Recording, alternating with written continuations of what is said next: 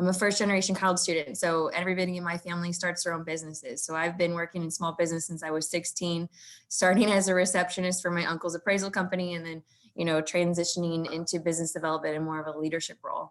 I'm passionate about helping small businesses, and I like finding solutions that alleviate extra expenses for business owners. So that's who I am. And how do I share my screen? Because I did put together a few slides. Let me let you. Okay. There you go. All right. So, all right. Can you guys see that? Not so far. Okay. Let's see here. And obviously we use WebEx, so I'm not familiar with, oh, there we go. All right. Zoom as much as WebEx. So. Perfect. All right. And I think I have to actually click on slide mode. Can you see that now full screen, or is it really small still? It's really small still. Okay. I'm wondering, how do I do that? I believe you have to back out and then go into the presentation mode and then share that screen. Okay, so back out, exit. Mm-hmm. Okay. Right. I'll try this again. And where's the share screen button? Oh, there it is. For me, it's down at the bottom. Okay. Sorry, technology glitch. There you go. Okay, let's see. All right, so hopefully that works. And then I think if you click on slideshow. All right, here we go. Oh, I think it just gave me a totally different slide deck. Okay, well, maybe I won't be using these slides. So that's crazy. Okay, I don't know what just happened there. I lost my slide deck. Okay, well, I guess I will stop sharing my screen and I will just talk through this. So I wonder what happened there. Well, I see it on my end, so I guess you guys just don't get to see it, unfortunately. So you want to try again? Sure. Try one more time. Okay. Yay! Hopefully this will work this time. All right, so share screen. There we go. All right. Now I just have to figure out how to make it larger for you guys to see it, which I don't know why that's not working. And I would think it'd be underneath view. Hey, Jennifer, if you go all the way to your menu across the top, and click on slideshow. All right. From beginning. And then from beginning. Yay. Okay. There you go. Good job. So thank you for bearing with me. So some of the conversation points that I wanted to cover is just, questions that you should ask yourself, questions you should ask your banker, and then question your banker should be asking you. And then obviously, have you found a match? Is the banker that you have person that's going to be a value-added service provider, a vendor that you can trust as a referral partner? So those are some of the key points that we're going to cover today. So who's your banker? Do you have a personal relationship with them? Can you call and text them at any time when you have a problem instead of having to sit on a 1-800 number that you can trust it's going to get an answer for you? If not, why? Why aren't you evaluating those relationships? Because I feel like banking is the one industry that isn't really viewed upon as a trusted referral source, and it really should be. So, are you banking with a banker or are you banking with a person? That's really a critical piece right there, because if you're banking with an institution, who's the person you're going to be calling on when you have those situations that you need an answer fairly quickly? So you need to have a banker, not just a bank. And does your banker have experience in the industries and the areas that you serve in regards to your company? So are they familiar with different changes that are happening within that industry? Are they doing speaking engagements? I feel like that's a really critical piece, because that would be an excellent referral partner if they're serving the same clients that you're wanting to speak to. How does your bank value your business and your size?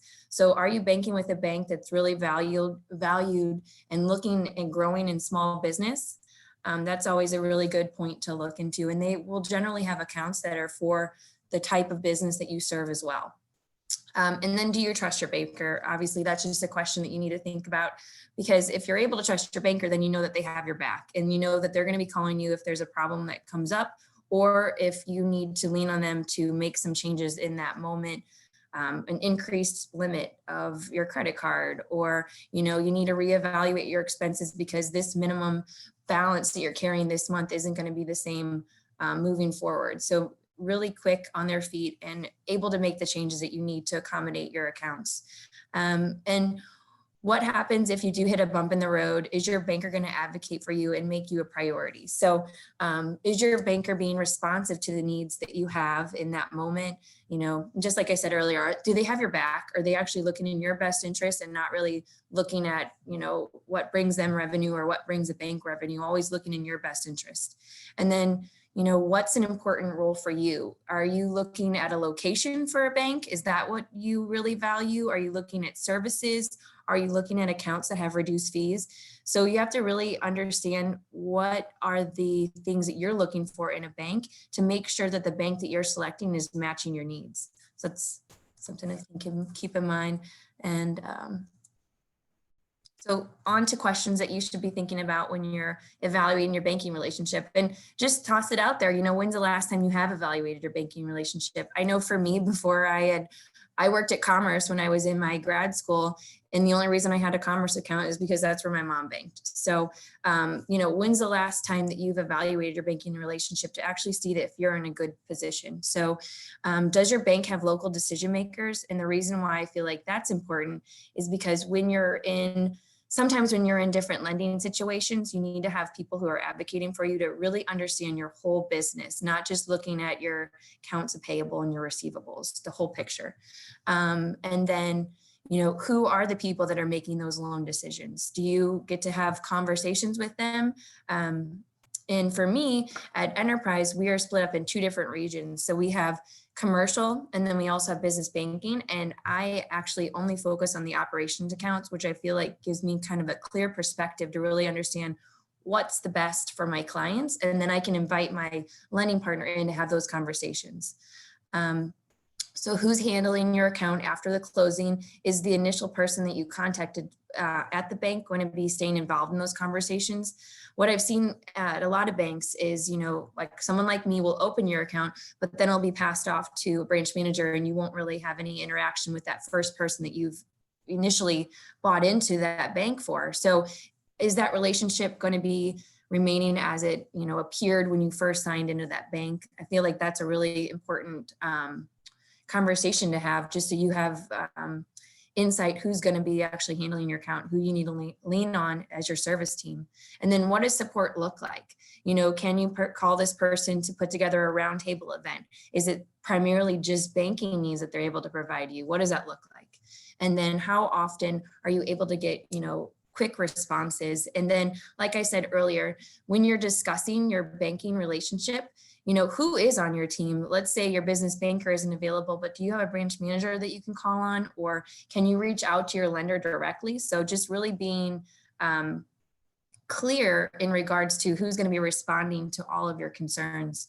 And then obviously this is really relevant during the PPP, during a time of crisis, who's going to be reaching out to you, and does your banker actually reach out to you prior to you reaching out to them? I feel like that's really important too, because that'll show you that you're a priority and that they're looking in your best interests. So it's always good to have these conversations, and then just to understand if your values are still aligning with the bank that you're trusting to hold your funds.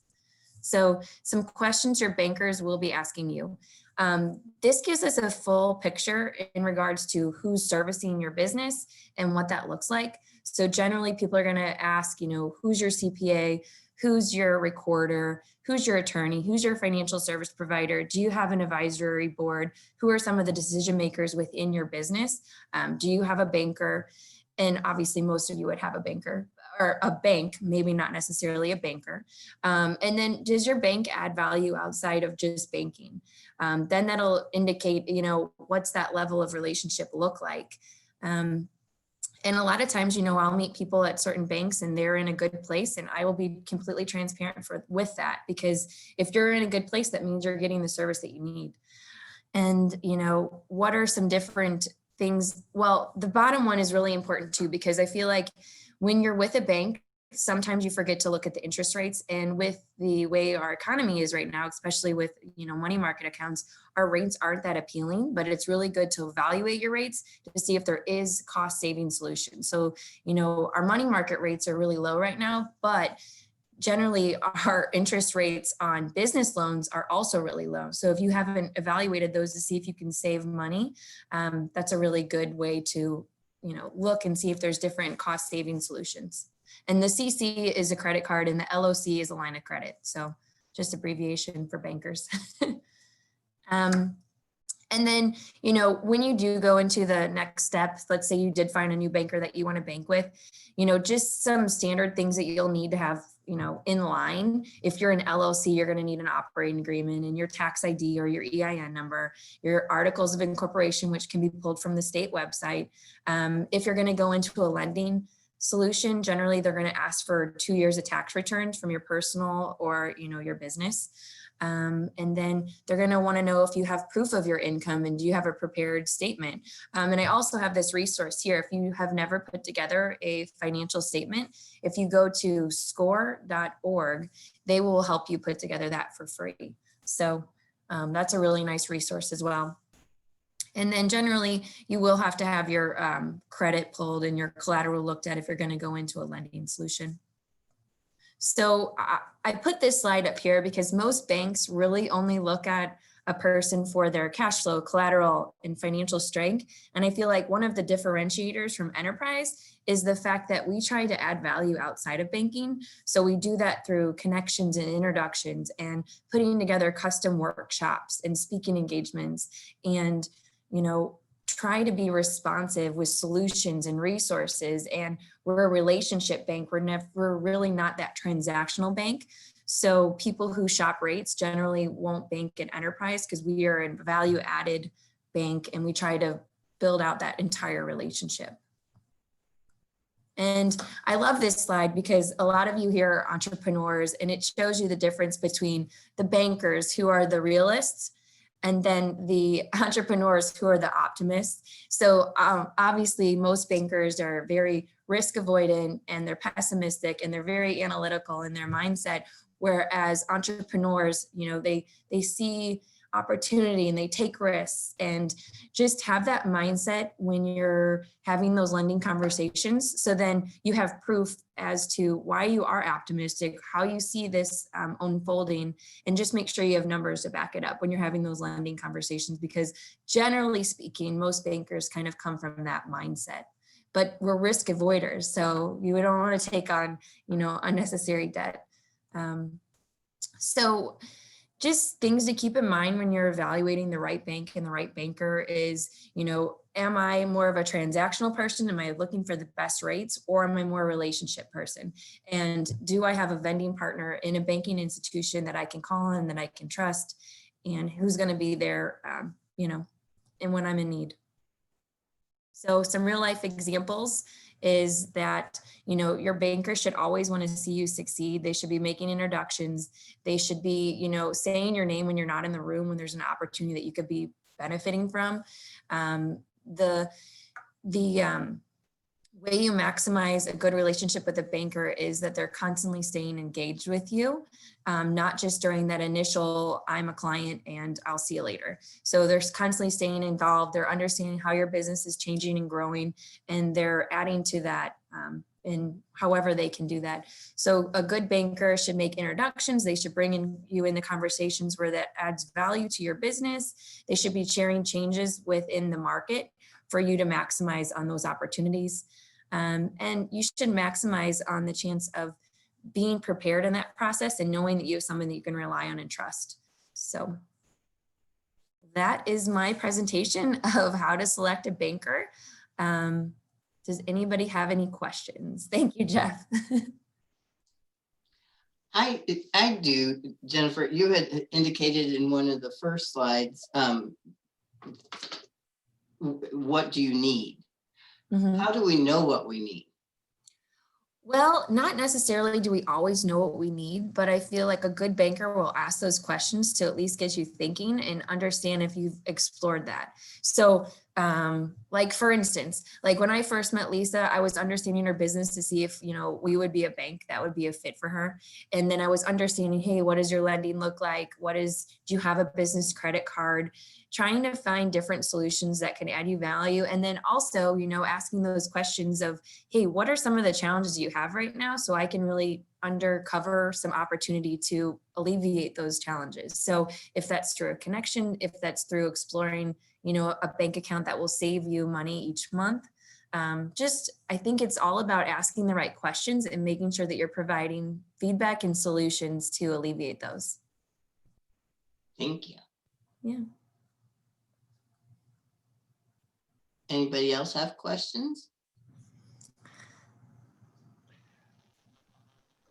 I'll chime in and ask a question solely about the idea of in this age of Zoom meetings and online banking, can you talk about the importance of local and having somebody in your neighborhood as your banker, as opposed to somebody who may be a little bit offering better deals, but they're somewhere all across the country and you don't have that face-to-face personal relationship with them? Sure. I do a lot of my business online too, through LinkedIn or different platforms through Zoom. I think the benefit of having a local banker is they really understand the market that you serve. So they kind of have a pulse on what's going on. So there's more opportunity and there's more relationships and connecting that happens. So, if there's a nonprofit that has an opportunity for you to be showcased, you're going to have a banker that's going to be advocating for you to be that face, to be that speaker, So I just feel like it comes down to that relationship piece. But if you're not looking for a banker to add value through relationships, then, maybe the online bank is a better solution for you. So I would say it just comes down to relationships and what you're trying to gain from a banker. I feel like I said earlier, bankers aren't really looked at to be vendor partners, but we really should be, because we get to talk to so many different business owners and it's a great opportunity to make connections. You have been speaking and doing things like this and putting together panels, and can you share some of those just in case somebody is interested in participating in any of those as well? Sure. Yeah. I try to do things a little bit differently than my peers. I like to put together custom roundtables, and I know Kathy and Jeff attended one I put together for my clients. Obviously right now, small businesses are, I wouldn't say all of them, but some of them are struggling. So what's one thing that we can control is our sales. So I invited someone who's a sales expert to come and talk to my clients on the topic of sales and sales enablement to really give them, I guess, more energy and focus and a different mindset of how they can be invigorated with the sales solution. So I like to put together custom roundtable events for my clients, for my prospects. Jeff and I actually did a speaking engagement together at Venture Cafe. Yeah, he was great. And, initially we were going to be talking about the PPP and what that looks like. And then all of a sudden they pulled the PPP and they ended it. So we pivoted and we talked about, small business and what that looks like. And I've given some topics on authentic networking at the Scaglieri Center at WashU. And I like to be a resource to my clients. So Lisa asked me to support her, and I know this was supposed to be in July, but here we are now. So I really like to find opportunities to really engage with my clients and support them. So. What do you see for 2021 as far as small business? I know you don't have a crystal ball but are you seeing trends? So I would say what I'm seeing is it looks like lending is going to be a little bit more tight. It looks like banks are going to be a little bit more hesitant to take on more risk. But I've also heard that there might be another round of PPP. So the SBA, I think, is realizing that small businesses are hurting right now, and it's really difficult in this, place where the economy is. So those are some of the kind of the behind the scenes things that I'm hearing. So hopefully there will be more opportunity for the SBA to give out some more money. And if you are evaluating your lending, it might be a good time to do that now because there might be less obstacles that you'll be encountering moving into 2021. I would say in 2021, just to be very hesitant, or very mindful of how you're spending your money and what that looks like, and finding the best solutions to reduce expenses, and really evaluate your cash flow. So. Jennifer, Gerard, it's Gerard. Hey, how are you? Good, thanks. Good. I have a quick question on enterprise and what they're seeing as far as loan demand. I expect that PPP, although good, kind of took a lot of the loan demand away, and with businesses kind of being upended, whether you're seeing a lot of people coming in about growing their business, just kind of what are you seeing at enterprise? So I would say right now, obviously, there's a big push on the forgiveness piece for the PPP, and I'm helping a lot of my clients with that whole application process. And I'm actually sharing resources with prospects whose banks aren't giving them guidance with that process too. I would say we are seeing some movement with our lending, but it is a little bit, it's a little flat. And I don't know if that's the time of the year. Generally in banking, it seems like it's a little slow after Thanksgiving to the first of the year. And there's been more momentum than generally, but it has slowed. I would say there has been some hiccups with clients who are trying to become enterprise clients that have taken out the EIDL or have a PPP loan with a different bank. And as I'm not a lender, what I have heard from my lending peers is, if you're coming into enterprise and you're not an existing client and you already have an EIDL secured or a PPP at a different institution, that puts us second on the list of being repaid. So it's a little bit, it's not as, I guess it's a little stickier in regards to moving over and starting the lending opportunities too. So there's been some new challenges just because of a lot of businesses have secured the EIDL, but we can't give them another loan since we're second on that list. So it's been interesting.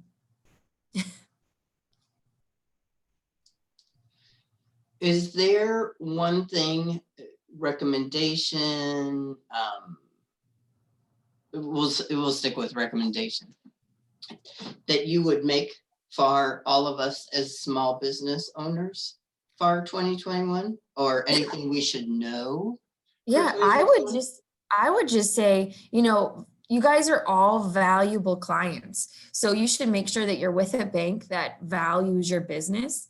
It doesn't matter how much money you have in your account, you are a valuable client. So leverage that relationship and make sure you're in a place that is going to bring you the most benefit and save you the most money. So make sure that they're evaluating your accounts to make sure you're in the right account where you're not paying extra funds. And I just can't say it enough. I try to be really, a puppy. I try to be really good about sending different grant opportunities that I learn about in the city and the county, but just really be mindful that there is opportunities out there and people are trying to support small businesses. So just keep a lookout. Jeff's great at that. And we try to bounce them back and forth. But just like I said, be cautious of how you're spending your funds and, what your cash flow looks like, because you never want to, cash is king. So you never want to run out of cash. So.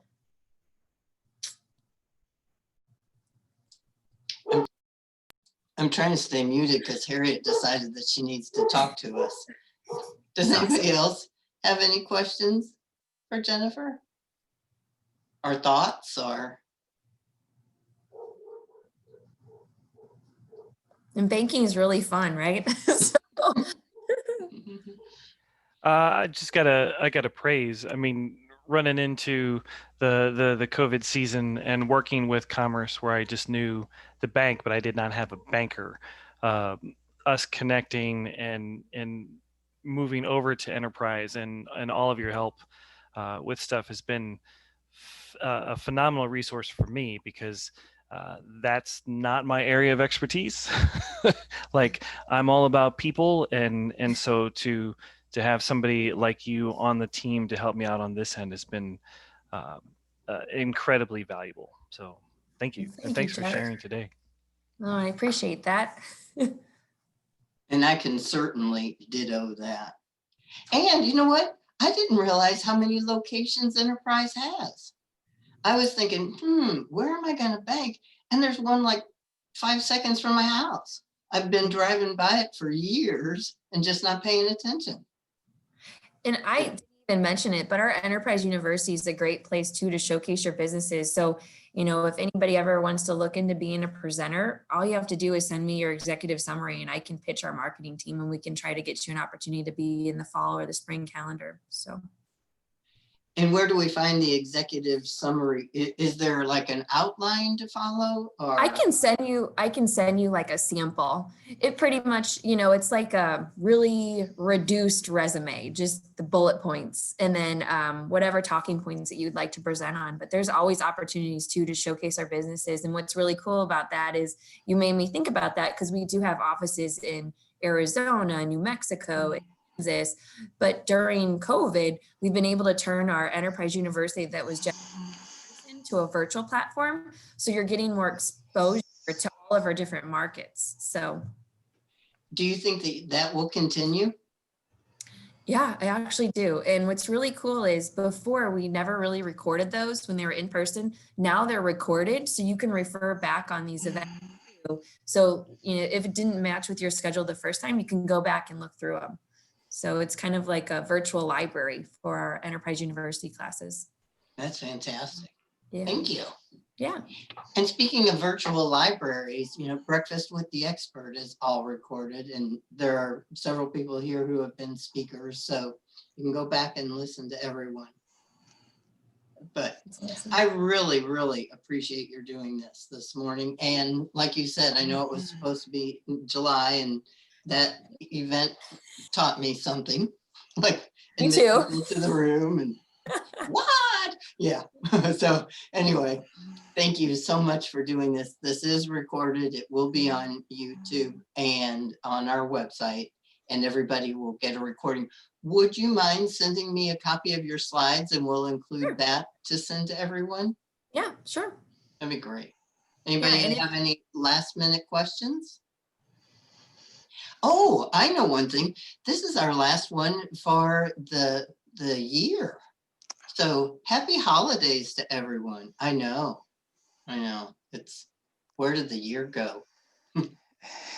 And what's the first one next year? Oh yeah, sorry, next year. Who is the first one? Is it the first week of January or? And Annette, I knew somebody would ask me that. Sorry, I can look it up. I don't think it is the first week is the 5th. I think it's the following week. Okay. And it's Kristen Fromm talking about investments for 2021. Oh, fabulous. Okay. Yeah. Thank you.